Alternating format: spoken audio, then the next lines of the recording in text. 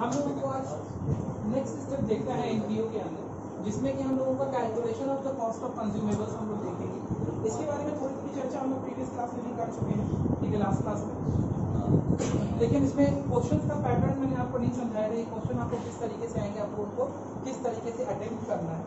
तो सबसे पहले कॉस्ट ऑफ कंज्यूमेबल्स में हम लोगों को डिफरेंट नॉन प्रॉफिट ऑर्गेनाइजेशन के हिसाब से कॉस्ट निकालना पड़ता है कुछ कंज्यूमेबल्स का, ठीक है। कंज्यूमेबल्स में क्या क्या आइटम आता है?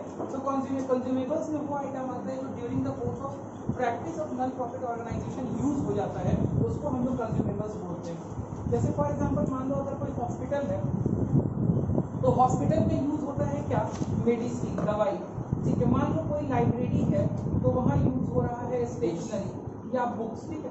तो इस तरह की चीजें हम लोगों को कंज्यूमेबल आइटम्स के अंदर आती हैं, जिनका कि हम लोगों को कॉस्ट निकालना पड़ता है। कॉस्ट निकालने का क्या मतलब होता है? कॉस्ट निकालने का ये मतलब होता है कि ड्यूरिंग द फाइनेंशियल ईयर, जो साल चल रहा था, उस साल में आपने कितना पैसा कंज्यूमेबल्स के रूप में क्या किया? यूज किया, ठीक है, यूज किया, ठीक है। तो इसके लिए हम लोगों को कॉस्ट ऑफ कंज्यूमेबल्स निकालने की जरूरत होती है। जैसे सबसे आसान एग्जांपल अगर हम इसका दें आपको, तो हमने आपको बोला कि भाई साहब एक हॉस्पिटल है, वो फ्री में मेडिसिन देता है किसको? अपने पेशेंट्स को, क्योंकि वो नॉन प्रॉफिट ऑर्गेनाइजेशन है, तो वो फ्री में मेडिसिन बांटता है अपने किन लोगों को? अपने पेशेंट्स, ठीक है। तो अब फ्री में मेडिसिन बांटने के लिए उसके पास में मेडिसिन होनी चाहिए, और जो ये फ्री में मेडिसिन बांटता है, तो उसका जो कॉस्ट उसको आता होगा, जो पैसा लगता होगा उसको, वो उसके लिए खर्च है, एक्सपेंडिचर। तो हमें निकालना पड़ेगा कि what is the amount of expenditure made, वो कितना खर्च उसने किया एक साल के अंदर, ठीक है। इसके लिए हम लोग कॉस्ट ऑफ कंज्यूमेबल्स क्या करते हैं? निकालते हैं। तो जैसे एग्जांपल के लिए सबसे आसान एग्जांपल होता है इस प्रोसेस में, ठीक है, वो एग्जांपल ये होता है कि हमारे पास at the beginning of the year, जब साल शुरू हो रहा था, ओपनिंग में हमारे पास में मान लिया 50,000 रुपए का स्टॉक था मेडिसिन का, 50,000 रुपए के बराबर के मेडिसिन का स्टॉक था फॉर एग्जांपल। फिर बोलता है हमने साल के बीच में परचेजेस किया, ठीक है। तो परचेजेस दो तरह से हो सकता है, ये हॉस्पिटल दो तरह से परचेज कर सकता है, या तो कैश परचेज कर सकता है या तो क्रेडिट परचेज कर सकता है। मान लो उसने कैश और क्रेडिट दोनों परचेज मिला करके 5,000 रुपए का कैश परचेज किया, 15,000 रुपए का क्रेडिट परचेज किया, तो कुल उसने 20,000 रुपए का क्रेडिट परचेज किया, ठीक है। 50,000 का उसके पास में स्टॉक, पूरा टोटल परचेज ना कि क्रेडिट परचेज, टोटल परचेज बोल रहे हैं। टोटल परचेज कितना हो गया? 20,000 रुपए का हो गया, ठीक है। ध्यान दीजिए, आप क्रेडिट बोले, टोटल परचेज उसका कितना हो गया? 20,000 रुपए का हो गया। और मान लिया फिर हमने लास्ट में हमारे को इन्फॉर्मेशन दिया हुआ है कि अभी भी क्लोजिंग स्टॉक ऑफ मेडिसिन हमारे पास में बचा हुआ है, मान लिया 10,000 रुपए का। तो ऐसे केस में वो आपको बोलता है बताइए कितना मेडिसिन हमने कंज्यूम कर दिया। तो बहुत आसान है, बहुत इजी एग्जांपल है कि भाई 50,000 का सामान था, 20,000 और हमने खरीदा, तो 70,000 का सामान हो गया, 10,000 उसमें से अभी भी मेरे पास में मेडिसिन बची हुई है, मतलब कॉस्ट ऑफ कंज्यूम्ड मटेरियल कितना हो गया आपके पास में? ये हो गया आपके पास में 60,000 रुपए, ठीक है। आपने कैसे निकाला? वही फॉर्मूला यहाँ दिया हुआ है। ओपनिंग स्टॉक उठाया, परचेजेस को उसमें ऐड किया, या परचेजेस उठाया, ओपनिंग स्टॉक को उसमें ऐड किया, एक ही बात है। और क्लोजिंग स्टॉक को फिर उसमें से क्या कर दिया? आपने माइनस कर दिया, तो आपको मिल गया कि भाई कितने रुपए का सामान हमने कंज्यूम किया है। कोई दिक्कत इसको समझने में? यहाँ पर कोई परेशानी नहीं। ये हो गया सबसे आसान फॉर्मूला आपका, सबसे आसान तरीका, स्टेप नंबर 1। दूसरा और इसमें तरीका हम लोगों को समझने के लिए था, जो हमने उस दिन समझा भी था, कि भाई अगर हमें ओपनिंग स्टॉक के बारे में दिया हो, क्लोजिंग स्टॉक के बारे में दिया हो, लेकिन परचेजेस के बारे में इंफॉर्मेशन मिसिंग हो, ठीक है, परचेजेस की जगह हमें कोई और दूसरा बात दिया गया हो, तो वैसे केस में हम क्या करेंगे? तो एक केस इसमें ऐसा होता है जहां पे हमें कैलकुलेशन करके, we have to make calculation for determining the amount of purchase. हमें कैलकुलेशन करके ये अमाउंट डिटरमाइन करना पड़ता है कि परचेज कितने रुपए का होगा। फिर उसके अंदर ओपनिंग स्टॉक और क्लोजिंग स्टॉक का एडजस्टमेंट करना पड़ता है, और तब हमारे पास में स्टेशनरी या कोई भी कंज्यूमेबल का अमाउंट कंज्यूम निकलता है, ठीक है। इसके लिए हम एक एग्जांपल लेकर के चलते हैं, एक ऐसा चीज लेकर चलते हैं जो आपको समझ में है। तो परचेजेस दो प्रकार का हो सकता है, पहला कैश और दूसरा क्रेडिट। कैश परचेज बहुत आसान है, कैश परचेजेस जब भी दिया हुआ होगा आपको कैश परचेजेस की वैल्यू दी गई, ठीक है, या ऐसे भी जब तक आपको वैल्यू ना दी गई हो आपको समझ में ही नहीं आएगा कि कैश परचेज किया गया, ठीक है। तो कैश परचेजेस तो हमको दिया गया होगा, नॉर्मली दिया जा सकता है, वो वैल्यू हम पिक कर लेंगे। लेकिन जब आपके पास में क्रेडिट परचेज होगा तो क्रेडिट परचेज आपको डायरेक्टली नहीं दिया गया होगा, ठीक है। इसके लिए आपको बहुत सारा इंफॉर्मेशन दिया गया होगा, किस रूप में, क्रेडिटर्स या सप्लायर्स के डिफरेंट पोजिशनल वैल्यूज दिए गए होंगे, ठीक है। डिफरेंट पोजिशनल वैल्यूज का मतलब होता है कि भाई क्रेडिटर और सप्लायर इन द बिगिनिंग दिया हुआ होगा, क्रेडिटर और सप्लायर एट द एंड दिया हुआ होगा, एडवांसेस टू द सप्लायर दिया होगा, advances to the supplier in the beginning दिया होगा, advances to the supplier at the end दिया गया होगा। बहुत सारा अलग अलग आपको क्रेडिटर का पोजीशन दिया गया होगा, जिससे कि हम क्रेडिट परचेज डिटरमाइन करेंगे किस साल का, इस साल का क्रेडिट परचेज डिटरमाइन करेंगे, इस साल के कैश परचेजेस से ऐड करेंगे तो टोटल परचेज निकल आएगा। जब टोटल परचेज निकल आएगा तो ओपनिंग स्टॉक का एडजस्टमेंट करेंगे, क्लोजिंग स्टॉक का एडजस्टमेंट करेंगे, हमारा कंज्यूमेबल्स का वैल्यू निकल आएगा, ठीक है। यहाँ तक बहुत सारे बच्चों ने बात समझी भी है। आइए अब हम लोग देखते हैं कि ये क्वेश्चन आपको किस प्रकार से दिया हुआ होगा। हम लोग डायरेक्ट क्वेश्चन से बना करके, और उस दिन स्टेटमेंट लिखना हम लोग नहीं सीखे थे, आज हम लोग स्टेटमेंट लिखना सीखेंगे कि कैसे स्टेटमेंट लिखा जाता है, क्लियर है। तो हम लोग सबसे पहले ये वाला क्वेश्चन देखते हैं जो नेक्स्ट आपके पास में दिया हुआ है, कंसेप्ट नंबर 30।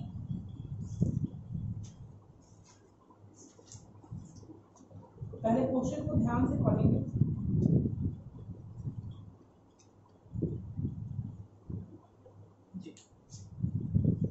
छोटा छोटा क्वेश्चन, बहुत ज्यादा भारी कोई क्वेश्चन इसमें है नहीं, आपको मिलेगा नहीं, ठीक है। छोटे छोटे लेकिन टेक्निकल क्वेश्चन आपको यहाँ पे मिलेंगे, उन टेक्निकल क्वेश्चन को हमें डिस्कस करना होगा।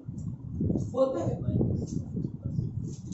How will you deal with the following items while preparing the final accounts of a club. एक क्लब है, उसमें दो तरह के बैलेंसेस आपको दिए हुए हैं। कुछ बैलेंसेस दिए हुए हैं आपको 1 अप्रैल 2016 में, मतलब ये ओपनिंग बैलेंस हो गया। कुछ बैलेंसेस दिए हुए हैं 31 मार्च 17 को, मतलब ये क्लोजिंग बैलेंस हो गया। इसको बैलेंस इन द बिगिनिंग भी बोलते हैं, इसको बैलेंस एट द एंड भी बोलते हैं, या ओपनिंग क्लोजिंग। सबसे पहले बोलता है amount paid for stationery during the year 16-17 was ₹25,000, ठीक है। ये बोलता है हमने स्टेशनरी के लिए जो साल 2016-17 में पैसा चुकाया, ये बिल्कुल नहीं बोलता है कि हमने स्टेशनरी इतने रुपए की खरीदी, पैसा चुकाया, amount paid for stationery during the year 16-17 25,000।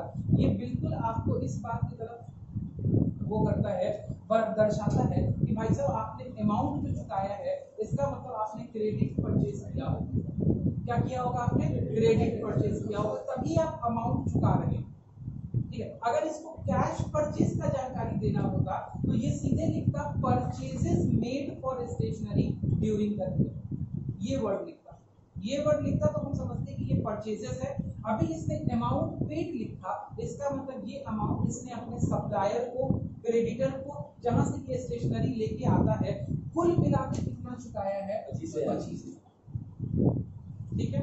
मतलब हम लोगों को यहाँ पे एडजस्टमेंट करना पड़ेगा और अमाउंट निकालना पड़ेगा कि भाई 25,000 रुपए में क्या पैसा मेरे इस साल का है, क्या पैसा मेरे पिछले साल का है, क्या पैसा मेरे आगे साल का है।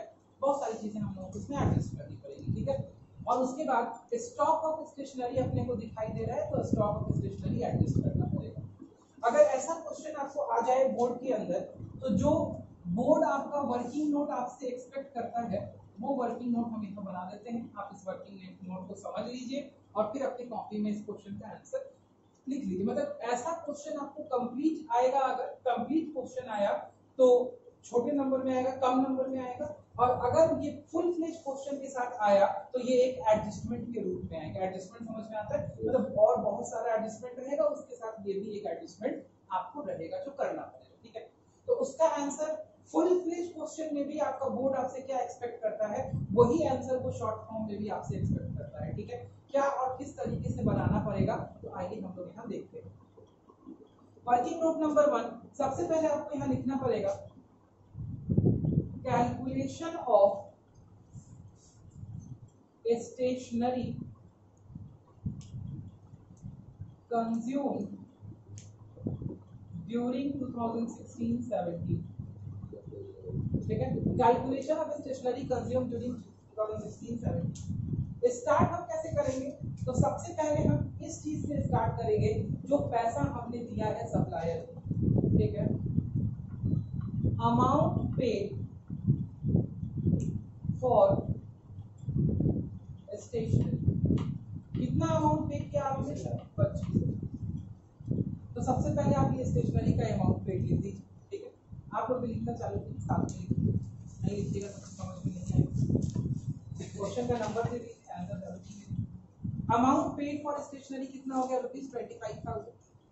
नेक्स्ट, अब इसमें इस अमाउंट में हो सकता है कुछ पैसा पहले का हो सकता है कुछ पैसा बाद का, कोई दिक्कत।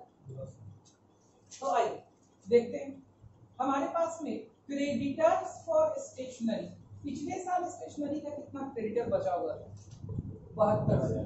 क्योंकि देखिए ओपनिंग बैलेंस बोलता है कि क्रेडिटर्स फॉर स्टेशनरी, मतलब ओपनिंग क्रेडिटर्स जिनका पैसा हमने पिछले साल नहीं चुकाया था, वो कितने लोग हैं, वो कितने लोग हैं, 7,200।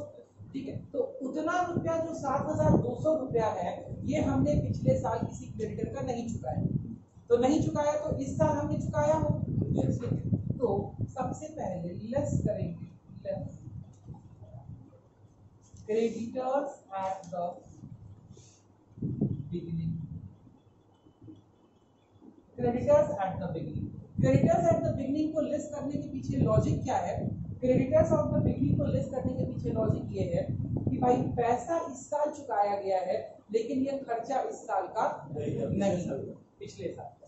ठीक है, तो 7,200 रुपीज हम इसमें से लेस कर देंगे। अब इस वाले आइटम का एडजस्टमेंट हो गया, इस वाले आइटम का एडजस्टमेंट हो गया। यहाँ तक क्लियर, किसी को समझने में कठिनाई? नेक्स्ट आइए, बोलता है creditors for stationery as on 31 March 17 5400, मतलब अभी भी हमारे पास बकाया क्रेडिटर है 5400। कितने है, 5400। किस साल का है, इस साल का है, मतलब जिससे सामान उठाया है लेकिन पैसा अभी हमने नहीं चुकाया है, तो भाई 5400। तो ऐड क्रेडिटर्स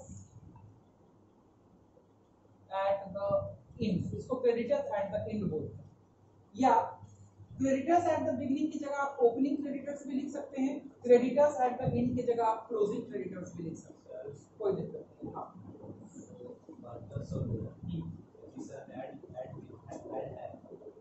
बिल्कुल है, इसीलिए तो माइनस कर, क्योंकि यहाँ पे लिखता है अमाउंट पेड फॉर स्टेशनरी। तो बट ऑब्वियस है बिजनेस वर्ल्ड में क्या होता है, जब आप पैसा पे करते हैं तो पहले बकाया चुकाते हैं कि पहले आगे का चुकाते हैं, पहले बकाया चुकाते। अगर आप 25,000 किसी को चुका रहे हैं तो सामने वाला अंडरस्टूड है कि क्या समझेगा कि उसमें 7200 रुपया कौन सा है, यही बिजनेस वर्ल्ड में चलता है। ठीक, तो अभी आपने 5400 रुपया नहीं चुकाया लेकिन ये इसी साल का खर्चा, ठीक है, तो इस साल का खर्चा है तो 5400 रुपए को क्या कीजिएगा,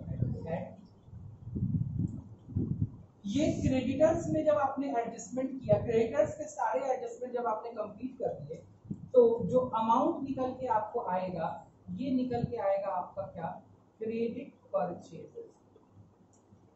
कितना आ जाएगा ये अमाउंट, इन दोनों में कितने का डिफरेंस है, 7200 और 5400 में 6, 12 और 6 1800 का डिफरेंस है, 26,800 1800 का डिफरेंस है, 1800 का नेगेटिव डिफरेंस है, 26,800। अच्छा सॉरी, ये 7200 माइनस हुआ है और 5400 ऐड हुआ है, 23,000।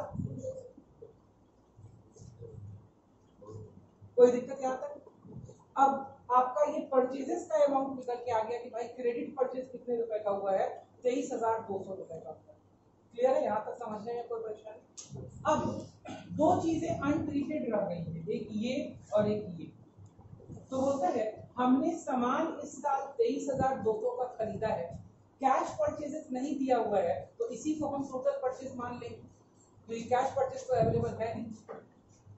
अब बात आता है कि ओपनिंग स्टॉक ऑफ स्टेशनरी और closing stock of stationery, but obvious है ओपनिंग स्टॉक पहले यूज हुआ होगा और क्लोजिंग स्टॉक अभी बचा हुआ पड़ा होगा, नहीं हुआ होगा, तो ऐड कर दीजिए। ऐड आप एकदम स्ट्रेट लाइन में लिखेंगे, मेरे पास में जगह नहीं है इसलिए मुझे टेढ़ा करना पड़ता है। ऐड ओपनिंग स्टॉक कितना रुपया, 4,000 रुपये, और लेस कीजिएगा क्लोजिंग स्टॉक कितना रुपया, 3,000। तो नेट ऐड का बेनिफिट क्या आएगा, ठीक है, तो ये आंसर आ जाएगा आपका 24,200। ठीक है, यहाँ पे क्या हो जाएगा, ये हो जाएगा नेट कंज्यूमेबल, जो अमाउंट कंज्यूम हुआ एक्चुअली, जितना एक्सपेंडिचर लगा वो कितना रुपया था, 24,200। ये प्रॉपर फॉर्मेट है आपको क्या करने का, लिखने का, कि किस तरीके से आप लिखेंगे। कोई दिक्कत यहाँ तक समझने में? चलो आगे बढ़ते हैं। सब लोगों ने लिख लिया, कंप्लीट हो गया सबका? जल्दी से जिनका भी छूटा हुआ है जल्दी लिखिए, कोशिश कीजिए आप कि मेरे साथ में आप लिख लें कि जो तुरंत बता देते हैं।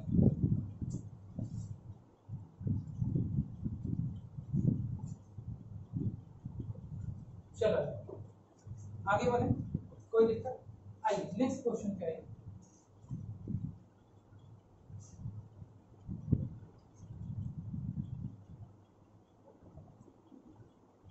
चेक कीजिए क्या कहता है क्वेश्चन।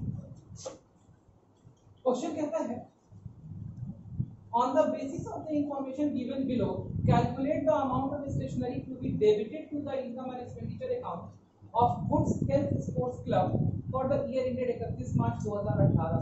मतलब हमारे लिए जो ईयर एंड है वो 31 मार्च 2018 है। Stock of stationery, creditors of stationery, stationery purchase. चलिए ये क्वेश्चन अभी आप फटाफट से अपनी कॉपी में बनाइए as a practice question.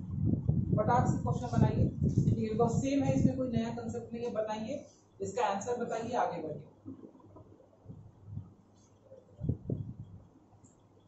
Process वही रहेगा, फॉर्मेट भी वही रहेगा जो कंसेप्ट नंबर 13 में चला था, सेम वही कंसेप्ट, जो ऊपर चला है फॉर्मेट वही फॉर्मेट नीचे चलेगा। ऐसे आपको दिख भी रहा है वही 5 चीजें हैं यहाँ पे, कोई नया चीज स्टेशनरी परचेज है। हां स्टेशनरी है। हाँ very good. Stationery purchased during the year ended 31 March 2018 was 75,000। मतलब आपने स्टेशनरी कितना परचेज किया इस साल में। यहाँ पे देखो अमाउंट पेड नहीं है, क्या है, स्टेशनरी परचेज, टोटल परचेज, ठीक है, टोटल परचेजेस आपका कितना रुपए का है, 75,000। क्लियर है? देखो उस वाले क्वेश्चन में और इस वाले क्वेश्चन में फर्क समझो, ठीक है, इसीलिए हम क्वेश्चन बोले कि क्वेश्चन का पैटर्न देखो। पिछले वाले क्वेश्चन में बाबू क्या लिखा हुआ था, पिछले वाले क्वेश्चन में लिखा हुआ था, देखो यही छोटा छोटा तुम लोगों से गलती होगा, दोनों क्वेश्चन को मिलाओ, ऊपर वाले क्वेश्चन के लास्ट लाइन को मिलाओ, नीचे वाले क्वेश्चन के लास्ट लाइन को मिलाओ, तब जाकर के तुमको दोनों में फर्क समझ में आएगा कि क्वेश्चन में अंतर क्या है। ऊपर वाला लाइन कहता था amount paid for stationery during the year, paid for stationery, paid का मतलब होता है हम किसी को पैसा चुका रहे हैं, तो किसको चुका रहे हैं, कोई एक सप्लायर होगा जिसको चुका रहे हैं। लेकिन यहाँ देखो वर्ड क्या बोलता है, stationery purchased during the year 31 मार्च 2018, मतलब इस साल हमने स्टेशनरी कितने का परचेज किया, 75,000। मतलब यहाँ पे ये जो क्रेडिटर्स दिए हुए हैं इनका इनकम एंड एक्सपेंडिचर अकाउंट में काम नहीं होगा, बात समझना, ठीक है, क्योंकि ये क्रेडिटर्स जो भी हैं, ये वाला 23,000 का जो क्लोजिंग क्रेडिटर्स है ये ऑलरेडी 75,000 में क्या है, एडेड। कंसेप्ट का डिफरेंस समझ में आया? यहाँ पे ये आपको परचेजेस निकाल के दे रहा है, सीधे परचेजेस निकाल के दे रहा है कि भैया टोटल सालाना स्टेशनरी का परचेज कितना है, 75। मतलब यहाँ पे what the formula will be, ये आ गया सीधे purchases of stationery 75,000 at opening stock less closing stock. बोलिए ओपनिंग कितना है 21,000 और लेस, और आपका आंसर इस बार आ जाएगा। इसमें क्रेडिटर्स का लेना देना नहीं है क्योंकि उसकी में ऐड ये इनकम एंड एक्सपेंडिचर अकाउंट में इतनी सी चीज जाएगी बस, ठीक है। और ये वाला क्रेडिटर का जो बैलेंस है, अगर हम यहाँ पे बैलेंस शीट भी बनाए होते, अगर बैलेंस शीट बना रहे होते, लेट्स फॉर एग्जांपल अगर इस वाले क्वेश्चन में बैलेंस शीट बना रहे होते तो ये वाला क्रेडिटर का बैलेंस कहाँ चला जाता सर? ओपनिंग बैलेंस शीट में कि closing balance sheet? Opening balance sheet में चला जाता। मान लो कि ये ओपनिंग बैलेंस शीट है और ये क्लोजिंग बैलेंस शीट है। यहाँ पे क्योंकि बैलेंस शीट बनाने को नहीं बोला है तो इसीलिए हम बैलेंस शीट सिर्फ अलग से समझा रहे हैं कि इस वाले का क्या काम होता। मतलब इनकम एक्सपेंडिचर में कोई जरूरत नहीं है बिकॉज़ सीधे तुमको क्या दे दिया परचेज। लेकिन अगर ये इंफॉर्मेशन दिया हुआ है तो ये कहाँ यूज होगा? तो भाई ये ओपनिंग बैलेंस शीट के किस side? Liability side. Creditors for stationery कितना रुपया है 11,000 और ये वाला बैलेंस किस साइड? क्लोजिंग वाले में जाएगा। यहाँ पे क्रेडिटर्स फॉर स्टेशनरी कितना रुपया? बोलिए समझ में आया? और अगर जब बैलेंस शीट बना ही दिए हैं तो इन दोनों का भी एडजस्टमेंट कर ही दीजिए। ये भी तो स्टॉक है, एसेट है, ये भी तो बैलेंस शीट में जाएगा। ये वाला कहाँ जाएगा? ओपनिंग में एसेट साइड जाएगा। क्या लिखेंगे? स्टेशनरी, स्टॉक ऑफ स्टेशनरी कितना रुपया? 21,000 और ये क्लोजिंग में चला जाएगा। फिर लिखेंगे स्टॉक ऑफ स्टेशनरी और कितना अमाउंट लिखेंगे? 18,000 है। बोलिए समझ पाए नहीं समझ पाए? समझ पाए तो पूरा क्वेश्चन का आंसर बनाइए जल्दी बनाइए। ये 78,000 हो जाएगा ना? ठीक है तो ये हो जाएगा कंज्यूमेबल स्टेशनरी कंज्यूमेबल 78,000 हो जाएगा। समझ रहे? छोटा छोटा थोड़े से फर्क पे आपका क्वेश्चन बदल जाता है। और अगर आप थोड़ा सा अगर ध्यान से चूके तो बस सीधे पता है आप क्या करते? 75,000 रुपये उठाते और ओपनिंग क्लोजिंग एडजस्ट कर देते आप क्रेडिटर्स का और आपका 4 नंबर चला जाता सीधे, अगर ये छोटे क्वेश्चंस में होता है। और अगर बड़े क्वेश्चन में होता तो पूरा क्वेश्चन ही आपको उलझ जाता है, बनता ही। अगर ये कोई बड़े क्वेश्चन का एडजस्टमेंट होता तो फिर आपसे क्वेश्चन ही नहीं बनता। बड़ा रहता तो कितना मार्क्स? एक मिनट क्या सर देख लिया सबने? यस चले आगे बढ़े। हो गया कंप्लीट है? बिटाएं सबका हो गया? Yes sir. चलिए आगे बढ़े।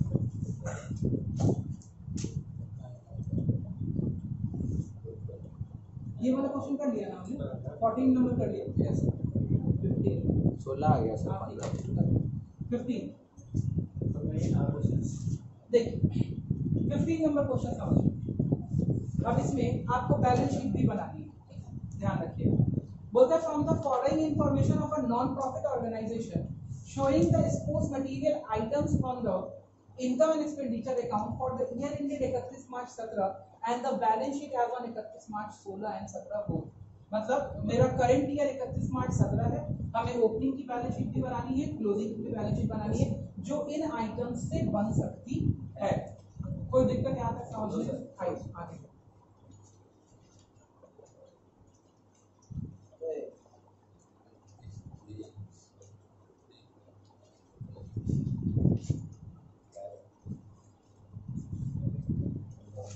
चलिए देखते हैं हम लोग इसमें कौन कौन सा क्वेश्चन हमारे पास है, कौन कौन सा पॉइंट हमारे पास में है। तो सबसे पहला पॉइंट हमारे पास में है स्टॉक ऑफ एक्सपोर्ट मटेरियल।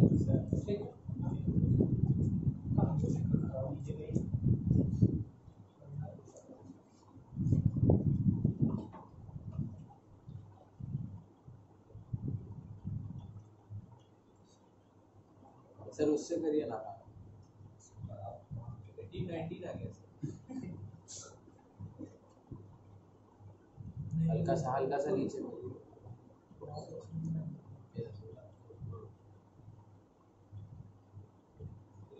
ये कहाँ है यार तुम?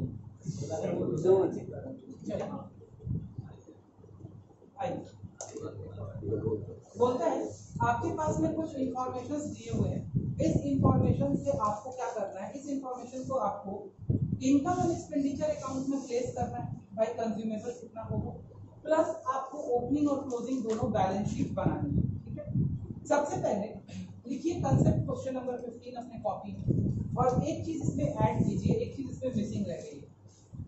ठीक है, एक चीज इसमें मिसिंग रह गई है, उसको अपने कॉपी में ही स्टार्ट करके लिख लीजिए। बाकी क्वेश्चन तो आपके पास में है, एक चीज इसमें मिसिंग लग गई है। कोई बच्चा बता सकता है क्या मिसिंग रह गया है? या तो इसमें परचेजेस देना चाहिए था, या हमें देना चाहिए था amount paid to the supplier. लिखिए, ठीक है, स्टार्ट करके लिखिए amount paid to the supplier of sports material, amount paid to the suppliers of sport material during 16-17, ये मिसिंग रह गया है। 16-17 फाइनेंशियल ईयर के में जो आपने सप्लायर को अमाउंट दिया होगा वो इस क्वेश्चन में मिसिंग रह गया है। चलिए मान लेते हैं कि वो फिगर थी 60,000 रुपीज। ठीक है, कितनी फिगर थी? 60,000। बाकी एवरीथिंग हैज बीन गिवन, बाकी चीजें आपको क्या रखा है? दे रखा है। स्टॉक ऑफ स्पोर्ट्स मटेरियल का ओपनिंग बैलेंस, क्लोजिंग बैलेंस दे रखा है। क्रेडिटर्स फॉर स्पोर्ट्स मटेरियल का ओपनिंग बैलेंस, क्लोजिंग बैलेंस दे रखा है। और एक नई चीज और दे रखा है, advance to supplier for sports material, कितना? 15,000 और 25,000। ठीक है, चलिए स्टार्ट कीजिए, इसका आंसर फ्रेम करना चालू कीजिए। कैसे इसका आंसर फ्रेम होगा? तो आपको तीन चीजें बनानी पड़ेंगी। क्या क्या बनाना पड़ेगा? पहला, एक इनकम एंड एक्सपेंडिचर अकाउंट बनाइए, का एक्सट्रैक्ट बनाइए। इनकम एंड एक्सपेंडिचर अकाउंट का एक्सट्रैक्ट बनाइए। दूसरा, बैलेंस शीट का एक्सट्रैक्ट बनाइए एज ऑन 31/3/2016। और फिर तीसरा, एक और बैलेंस शीट का एक्सट्रैक्ट बनाइए एज ऑन 31/3/2017।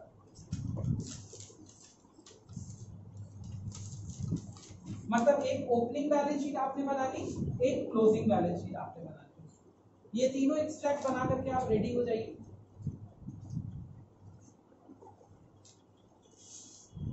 आइए, और अब ट्रीटमेंट कैसे स्टार्ट होगा समझ में आता है?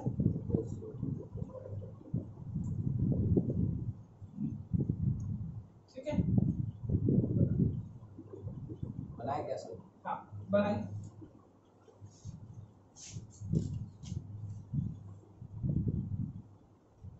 इनकम एंड एक्सपेंडिचर अकाउंट में सबसे पहले आपको लिखना पड़ेगा टू स्टेशनरी कंज्यूम, क्योंकि ये खर्चा है, ध्यान रखिएगा। टू स्टेशनरी कंज्यूम लिखिएगा, बाई मशीन कीजिएगा। ठीक है, सबसे पहले इसमें यहाँ जो वर्ड, ये आप इसके अंदर ही वर्किंग करके शो कीजिएगा। ठीक है, तो सबसे पहले लिखिएगा amount paid during the year, amount paid during the year. समझ में आता है? करंट ईयर लिख सकते हैं। हाँ, ड्यूरिंग द करंट ईयर भी आप लिख सकते हैं, कोई दिक्कत नहीं। कितना अमाउंट पेड में लिखेंगे हम? 60,000। ये इनर कॉलम में चलेगा बाबू, क्योंकि सब एडजस्टमेंट करके यहाँ आउटर कॉलम में फाइनल अमाउंट लिखेंगे। ठीक है, 60,000 आई। अब इस 60,000 में अपन क्या क्या एडजस्टमेंट करेंगे? सबसे पहले तो सबसे पहले हम लोग क्रेडिटर्स को एडजस्ट कर देते हैं, और फिर हम लोग एडवांस को एडजस्ट कर लेंगे। ठीक है, क्रेडिटर्स बताइए, ओपनिंग क्रेडिटर्स को हम क्या करेंगे? प्लस की माइनस? माइनस करेंगे ओपनिंग क्रेडिटर्स को, सबको पता है। ठीक है, तो लिखिए less creditors in the beginning. अगर आप ओपनिंग क्रेडिटर्स भी लिखते हैं तो कोई काटेगा नहीं। ओपनिंग क्रेडिटर्स का भी मतलब यही होता है जो क्रेडिटर्स इन द बिगिनिंग का मतलब होता है। क्लियर है? कितना रुपया क्रेडिटर्स इन द बिगनिंग? बताइए 7800। आप ब्रैकेट का साइन जरूर देके चलिएगा, वरना आप कंफ्यूज हो जाइएगा कि प्लस करना है कि माइनस करना है। ठीक है, ये सब हम आपको छोटा छोटा लेकिन इंपॉर्टेंट डिस्कशन बता रहे हैं।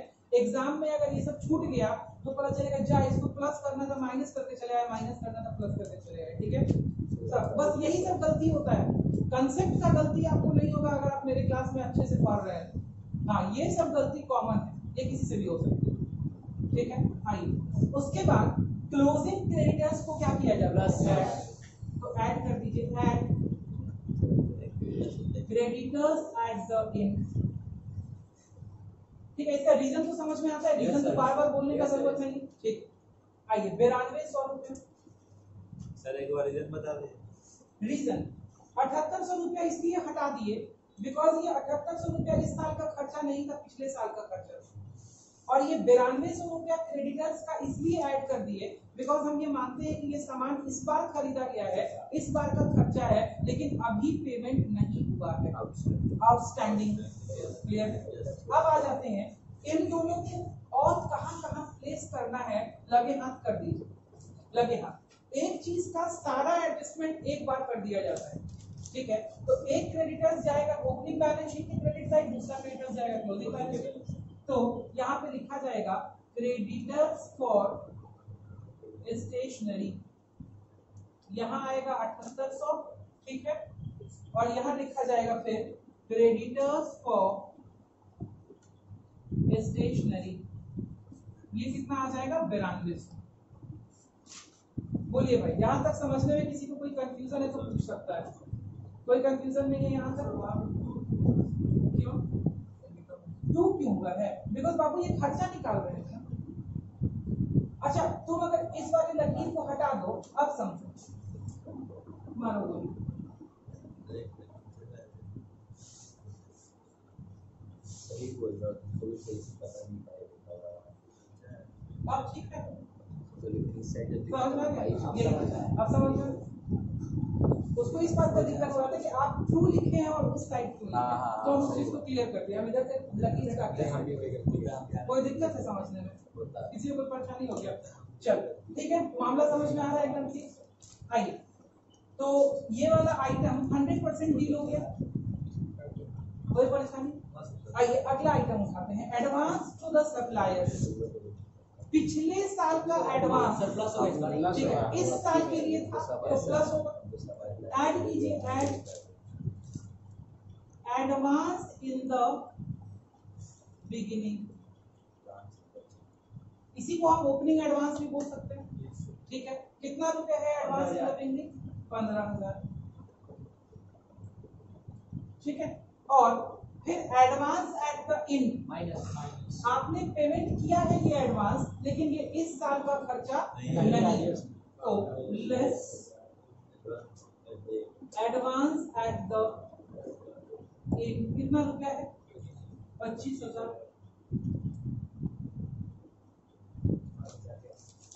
ठीक है, एडवांस एट द एंड को हमने क्या कर दिया? ब्रैकेट में डाल दिया। कोई दिक्कत यहाँ तक? अब इस एडवांस का प्लेसमेंट कर दीजिए, जहां जहां प्लेस होगा। कहाँ प्लेस होगा आइए बताइए? पिछले साल का एडवांस कहाँ प्लेस होगा? पिछले साल की एसेट साइड, तो लिखिए यहाँ एडवांस टू सप्लायर। कितना रुपया लिखेंगे एडवांस टू सप्लायर में? ओपनिंग बैलेंस शीट के अंदर 15000, और क्लोजिंग बैलेंस शीट में एडवांस टू सप्लायर कितना आएगा? 25।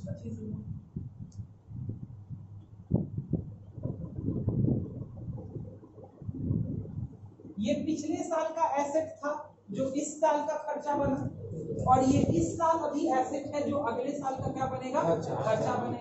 कोई दिक्कत यहाँ तक समझने में? कोई परेशानी नहीं?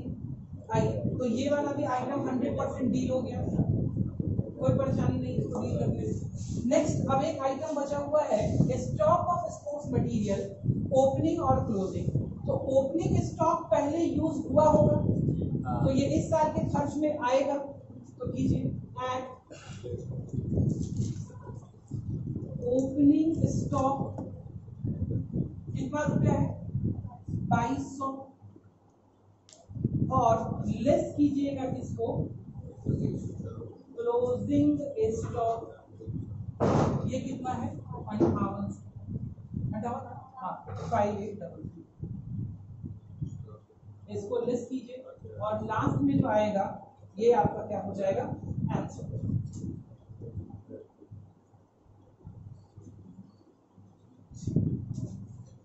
ठीक है, लास्ट में जो इसका आंसर आएगा वो यहाँ पे हम लोग लिख देते हैं क्योंकि यहाँ पे भीड़ नहीं होगा। जो भी आंसर आएगा हम यहाँ बगल में लिख देंगे आपको। ठीक है, आइए। और अभी एक चीज और अभी हम लोगों को डील करनी है, इन दोनों को बैलेंस शीट में भी डालना है।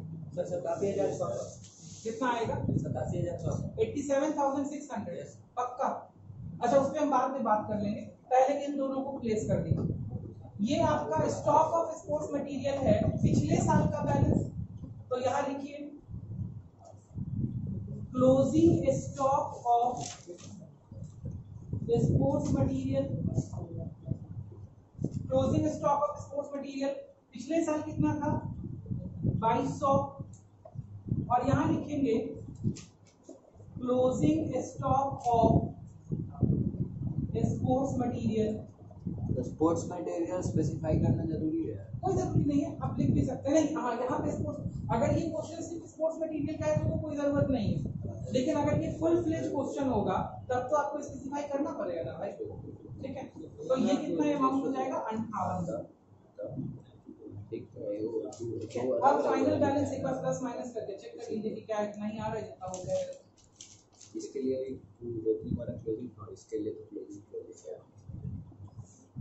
बोलिए मैं थोड़ा सा कितना आ रहा है 47,800। एक आंसर आ रहा है 47,800। पिछले साल क्लोजिंग इसका एसेट हो गया, ठीक है। हाँ, और इस साल का क्लोजिंग है, इस साल का एसेट नहीं, तो वो वाला दूसरा पिछले साल का बनता है, तो वो वाला में जाता है, वो वाले में एसेट जाता है। तो 47,800 जो है, बहुत सारे बच्चे बोल रहे हैं कि 47,800 आंसर आना चाहिए। कोई दिक्कत नहीं, आप जो बोल रहे हैं इतना कैलकुलेशन तो आप कर ही सकते हैं। क्या सर अभी जो बनाई कितना नंबर का क्वेश्चन? अभी जो बनाई है कितना नंबर का क्वेश्चन होगा? अगर ये क्वेश्चन आ गया अकेला, मतलब ये क्वेश्चन सिर्फ ऐसा आ गया तो ये 3 नंबर का क्वेश्चन होगा, और अगर ये क्वेश्चन किसी कंसेप्ट के साथ आया तो वो पूरा का पूरा क्वेश्चन 6 नंबर या 8 नंबर का होगा। ठीक है, जिस कंसेप्ट में ये क्वेश्चन पूछा जाता है कोई दिक्कत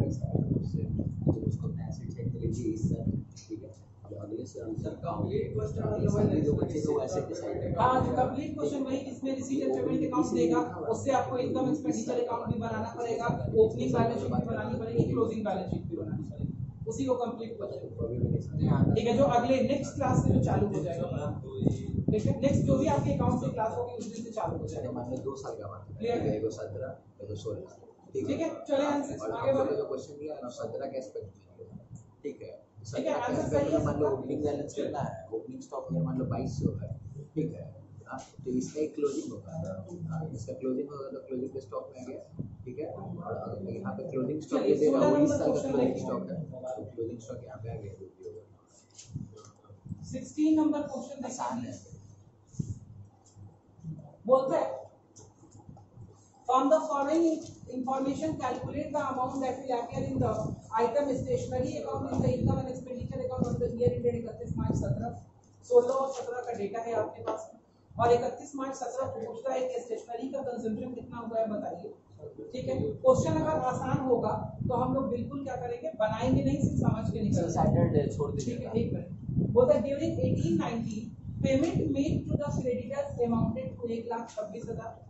1,26,000 stationery purchase in cash during the year was 20% of the total purchase of stationery. बात करते हैं, सबसे पहले हम लोग निकालने की कोशिश करते हैं, क्या निकालने की कोशिश करते हैं, क्रेडिट परचेज निकल जाएगा कैसे?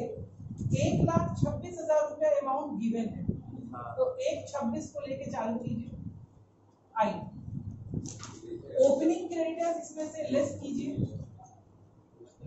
और क्लोजिंग क्रेडिटर्स इसमें क्या कर दीजिए, ऐड कर दीजिए। क्या ये बात हम ठीक एक 26 में 30 लेस करके 24 ऐड कीजिएगा तो सीधे क्या कर दीजिए, 6 लेस कर दीजिए 12,000, 1,20,000, 1,20,000। कोई दिक्कत? ये 1,20,000 क्या निकला? What is this 1,20,000? Credit purchase. Good, जो कि 80% बोलता है। और आगे अब सवाल बोलता है, last line of the question देखिए। Last line of question says that stationery purchase sir ये इन 80% है, ये cash 80% is 20% of the total purchase of the stationery. It means that it is 80%। credit purchase is 80% of the Yes, amount. sir। ठीक है, means ये जो मेरा 1,20,000 रुपया आया है, इट्स 80% ऑफ टोटल परचेज। क्या ये बात समझ में आती है? ये टोटल परचेज का कितना प्रतिशत है? 80%। तो अब मुझे अगर टोटल परचेज निकालना है तो हम 80% कैसे बने? नहीं समझ, देखिए स्टेशनरी परचेज इन कैश देखा मैंने, मतलब कि कैश में जो हमने स्टेशनरी परचेज किया वो टोटल परचेज का, जितना हम टोटल सामान खरीदते हैं उसका 20% है। तो उधारी कितना परसेंट है? तुम बैटरी खरीदे, तुमने बोला जितना टोटल बैटरी खरीदते हैं उसमें से 20% कैश में खरीदते हैं, तो बाकी सब किस चीज में खरीदते हैं? उधार में खरीदते। और उधार में हमने कितना खरीदा है इसका वैल्यू कितना निकाला है? 1,20,000। ये बात समझ में आती? तो यही लिख रहे हैं कि 1,20,000 किसी अमाउंट का 80%। हमको नहीं पता कि वो टोटल अमाउंट क्या है, तो अब हम वो टोटल अमाउंट निकालने की, मतलब हम अपना टोटल परचेज का अमाउंट निकालना चाह रहे हैं। कोई दिक्कत? निकालें। तो therefore total purchases will be 1,20,000 divided by 80%। सबसे आसान फॉर्मूला है। Yes sir. ठीक है, और ये यूनिटरी मेथड है और कुछ नहीं है। ठीक है, ये यूनिटरी मेथड है। तो बोलता है जब भी आपको इसका 100% निकालना है सीधे परसेंटेज से डिवाइड मार दीजिए, आपका आंसर निकल जाएगा। 1,20,000 डिवाइडेड बाई 80%। इसको अगर सॉल्व करने के लिए कहा जाए तो 1,20,000 डिवाइडेड बाई 80 गुने 100% घटेगा तो 100 लग जाएगा। बात समझ में आती? काटी किससे कटेगा? 4 2 जा 8।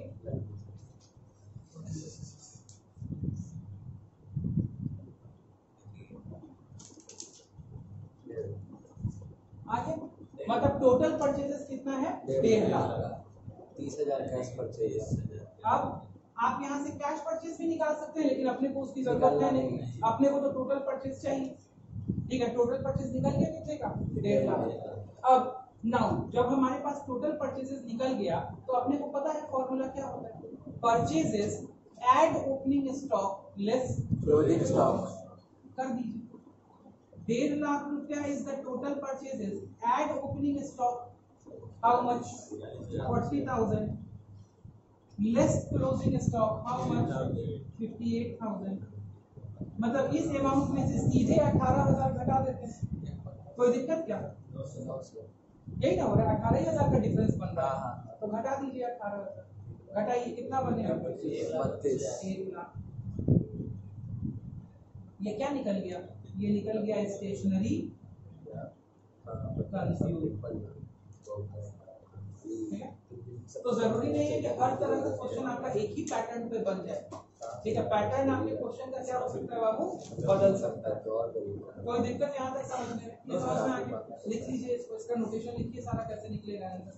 कंसेप्ट नंबर 16 का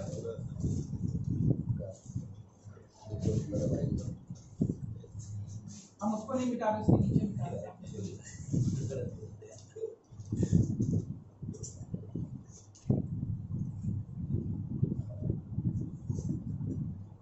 कोई दिक्कत? फटाफट से लिखिए कि आंसर आ जाए आप।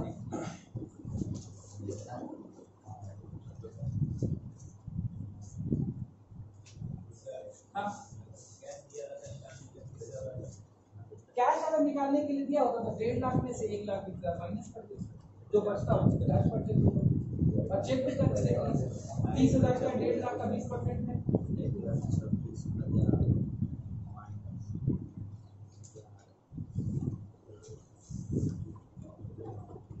कोई दिक्कत यहाँ तक के क्वेश्चन को समझने में कोई परेशानी नहीं है। चलिए नेक्स्ट क्वेश्चन, आज का लास्ट क्वेश्चन है।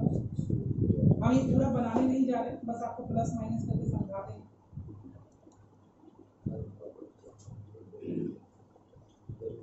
ये हो गया, ये नोटेशन दिख रही है आप सबको। आइए नेक्स्ट क्वेश्चन समझते हैं। बोलता है calculate the amount of sports material to be transferred to income and expenditure account. वही बात है कि आपको ट्रांसफर करना है स्पोर्ट्स मटेरियल का अमाउंट। आपका ये दिन होता है 31 मार्च 2018। 2018 31 मार्च को आपको बताना है कि भाई साहब क्या क्या होगा। तो सबसे पहले अपने को पता है कि हम लोग क्या उठाएंगे। सबसे पहले हम लोग उठाएंगे amount paid to creditors for sports material. इसको प्लस अमाउंट लेके चलते हैं, प्लस अमाउंट। ये तो सबसे पहले लिखते हैं, तो प्लस ही ना करते हैं यहाँ पॉजिटिव, ठीक है, पॉजिटिव अमाउंट। उसके बाद अब हम सबसे पहले क्रेडिट परचेज डिराइव कर लेते हैं। क्रेडिट परचेज डिराइव करने के लिए अमाउंट पेड टू क्रेडिटर्स को उठाएंगे और ओपनिंग और क्लोजिंग क्रेडिटर्स का एडजस्टमेंट कर देंगे। ठीक है, तो ओपनिंग क्रेडिटर्स को माइनस करते हैं, ठीक है, क्लोजिंग क्रेडिटर्स को क्या करते हैं, प्लस करते हैं। तो 91,000 और इन दोनों का डिफरेंस, तो 5 और 3 8,000 का डिफरेंस हो जाएगा। और सर उसके नीचे वाला है कैश परचेज। तो नहीं, अभी हम पहले क्रेडिट परचेज आपको निकालने की बात कर रहे हैं, टोटल परचेज नहीं हो रहा, ठीक है, क्योंकि क्रेडिटर का एडजस्टमेंट करके आप क्रेडिट परचेज ही निकाल पाएंगे। ठीक है, अमाउंट पेड को लिखा हमने 91,000 और ओपनिंग। तो अमाउंट पेड है 91,000, तो कैश परचेज जो है उसको माइनस करेंगे तो सीधे क्रेडिट परचेज आ जाएगा। किस चीज माइनस कर दीजिएगा? अमाउंट पेड है क्रेडिटर को, ठीक है, उसमें से अगर कैश परचेज माइनस तो भाई उसमें अमाउंट पेड में पिछले साल और अगले साल का भी तो अमाउंट होगा, कुछ नॉट पेड भी तो होगा, ठीक है, इसीलिए वैसे ही निकालिए जैसे निकालते हैं, ज्यादा बुद्धि लगाने का कोई फायदा नहीं, समझ रहे हो? ठीक है, एक पैटर्न पे चलिए ताकि आपका काम भी हो जाए, ठीक है, और आपका नंबर भी नहीं कहीं पे। सिंपल सा काम करते हैं, ठीक है। ये देखो ना, यहाँ अमाउंट पेड टू क्रेडिटर्स लिखता है, तो इस अमाउंट में तो कैश वाला अमाउंट है ही नहीं। हाँ ठीक, तभी तो वो अलग से ना फिर कैश वाला अमाउंट लिखता है, नहीं समझे बात? हाँ समझ टोटल परचेज होता तब सर कैश हटा, बिल्कुल, तब कैश हटा। आइए यहाँ तो अमाउंट टू क्रेडिटर्स 91,000 लेके चले, ओपनिंग क्रेडिटर का बैलेंस लेस करेंगे, क्लोजिंग क्रेडिटर्स का बैलेंस ऐड करेंगे, तो लेस और ऐड का डिफरेंस अपने पास 8,000 रुपए का पॉजिटिव, 8,000 का पॉजिटिव है, तो जोड़े तो 99,000 रुपया मेरा क्रेडिट परचेज निकला। बोलो बाबू, यहाँ तक किसी को कंफ्यूजन है? नो सर, समझ में आता है? अब इसमें कैश परचेज जोड़ दो जो कि अलग से दिया हुआ है, 40,000 जोड़ो, तो 1,39,000 हो जाएगा, ठीक है। ये हो गया बाबू टोटल परचेज, ठीक है, कोई बोलो बोलो बोलो, कोई दिक्कत है यहाँ तक? टोटल परचेज समझ में आ गया सब बच्चे को? अब इसमें से कुछ सामान सेल भी हुआ है, और जो सेल हुआ है उसका बुक वैल्यू क्या है? 50,000। तो जो सेल हो गया होगा उतना स्टॉक हुआ तो कम हो गया, माइनस 50,000। तो हम सब पे प्लस माइनस लिखते चले। हाँ लिखते, यहाँ ये माइनस हो गया, ये कैश परचेज प्लस हो गया क्रेडिट में, ठीक है। तो आ जाइए कितना वैल्यू हो गया, 13 में से 5 के 8, 13 में से 5 जाएगा 8 5 13। अभी मेरे पास 89,000 रुपए का सामान बचा हुआ है, ठीक है, इसमें ओपनिंग और क्लोजिंग को एडजस्ट करें, ठीक है। ओपनिंग का बैलेंस कितना है? स्टॉक ऑफ स्टेशनरी 17 ऊपर 17 वाला, ये 50,000 प्लस माइनस 55, और यहाँ ये 55,000 माइनस कर दिया, सीधे 5,000 तो माइनस सीधे करेंगे, 5,000 माइनस 84,000 रुपया आपका कंज्यूमेबल है, ठीक है। हम सिर्फ आपको ये समझा देने की कोशिश कर रहे हैं कि मैंने ये 50,000 वाला सेल क्यों माइनस किया, बिकॉज बिक जाना कंज्यूम होना नहीं होता। हाँ वो रिसीट सामान एंड बिक पेमेंट में जाना, होगा, ठीक है, सामान बिक गया तो उससे पैसा ना आ गया, क्या वो कंजम्पशन हुआ? नहीं, इसी और निकालना हमें क्या है? कंजम्पशन। दैट्स व्हाई हम इस सेल को क्या कर रहे हैं, सेल की बुक वैल्यू को माइनस कर रहे हैं। क्लियर है बात समझ में आता है? आप एक सवाल और कर सकते हैं कि सर 50 की चीज 56 में बिकी है, हाँ तो रिसीट एंड तो पेमेंट 6000 रुपए का मेरा इनकम प्रॉफिट ऑन सेल, ठीक है, ये हम इनकम एंड एक्सपेंडिचर अकाउंट जब बनाएंगे तो उसके इनकम साइड में लिख देंगे, क्योंकि ये इनकम ही तो है हमारे 6000 रुपए। कोई दिक्कत है हमारे सर? बैलेंस शीट में कैपिटल लिख दे। हाँ बैलेंस शीट में कैपिटल, ये क्वेश्चन समझने में कोई दिक्कत नहीं। 4 पैटर्न का क्वेश्चन हम आपको आज समझाएंगे, 4 पैटर्न का अलग अलग टाइप का क्वेश्चन समझाएंगे। पहला क्वेश्चन जिसमें सिर्फ परचेजेस, ओपनिंग और क्लोजिंग स्टॉक का ट्रीटमेंट होता है। दूसरा क्वेश्चन जिसमें हम अमाउंट ऑफ क्रेडिट परचेज निकालते हैं, ओपनिंग क्लोजिंग क्रेडिटर और अमाउंट पेड से, फिर उसमें ओपनिंग क्लोजिंग स्टेशनरी का या स्टॉक का एडजस्टमेंट करते हैं। तीसरा पैटर्न ऑफ क्वेश्चन जिसमें ओपनिंग क्लोजिंग क्रेडिटर्स के अलावा ओपनिंग क्लोजिंग एडवांस भी रहता है। और चौथा क्वेश्चन जो इस तरह का क्वेश्चन है जिसके अंदर ओपनिंग क्लोजिंग क्रेडिटर्स भी हैं, ओपनिंग क्लोजिंग स्टेशनरी भी है और साथ में सेल्स भी है। ठीक है, तो ये 4 पैटर्न का क्वेश्चन हम लोग डिस्कस किए हैं और 2-3 पैटर्न का क्वेश्चन डिस्कस करना बाकी है। ठीक है, जिसको हम मंडे की क्लास से फिर अलग अलग जैसे बैचेस हैं उसमें डिस्कस करना चालू करेंगे।